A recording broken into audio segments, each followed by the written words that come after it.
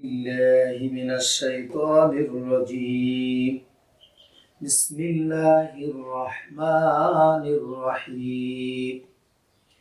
الحمد لله رب العالمين الرحمن الرحيم مالك يوم الدين إياك نعبد وإياك نستعين اهدنا الصراط المستقيم صراط الذين أنعمت عليهم غير المغضوب عليهم ولا الضالين সাদাকাল্লাহুল আযীম।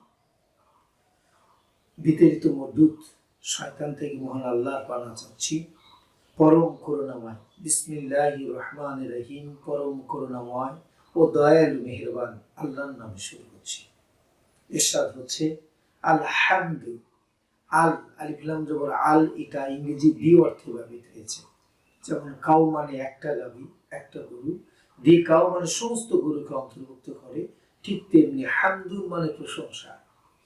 আর হামদুলের আগে যখন আল যোগ হয়ে আলহামদু হয়েছে, তখন পৃথিবীর সমস্ত প্রশংসা বোঝানো হচ্ছে। সমস্ত প্রশংসা লিল্লাহ। লি হরফে যার অর্থ হলো জন্য, আল্লাহ মাজরুর অর্থ হচ্ছে আল্লাহর জন্য। সমস্ত প্রশংসা আল্লাহর জন্য। রব্বিল আলামিন। রব মানে প্রভু, রব মানে লর্ড, রব মানে আইনতা, রব মানে স্রষ্টা। আলামিন, আলাম মানে পৃথিবী, আলামিন মানে বিশ্ব ব্রহ্মাণ্ড। পৃথিবীর সমস্ত পৃথিবীর যিনি রব, সেই আল্লাহর জন্য সমস্ত প্রশংসা। আর রহমানির রহিম, যিনি পরম করুণাময় ও দয়ালু। মালিকি, মালিক মানে মালিক।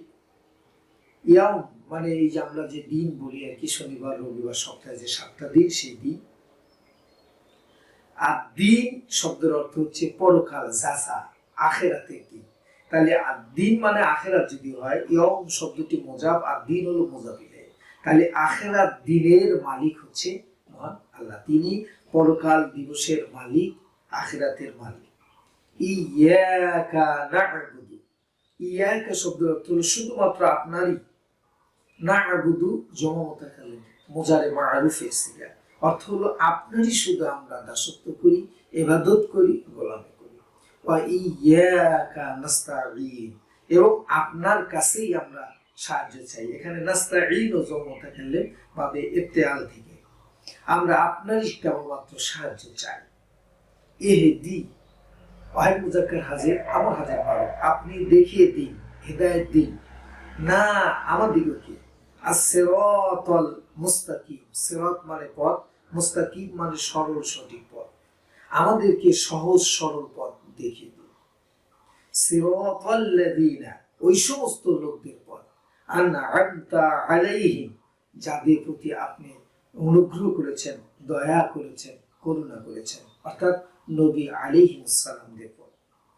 গায়রিল মাগদুব, গয়ের মানে নয়, মাগদুব ওয়াহিদ মুযাক্কার ইসমে মাফউল, যারা গজব প্রাপ্ত, আলাইহিম যাদের প্রতি আপনার গজব প্রাপ্ত হয়েছে, আপনি গজব নাজিল করেছেন, আপনার অভিশপ্ততা নাজিল করেছেন, তাদের পথে নয়।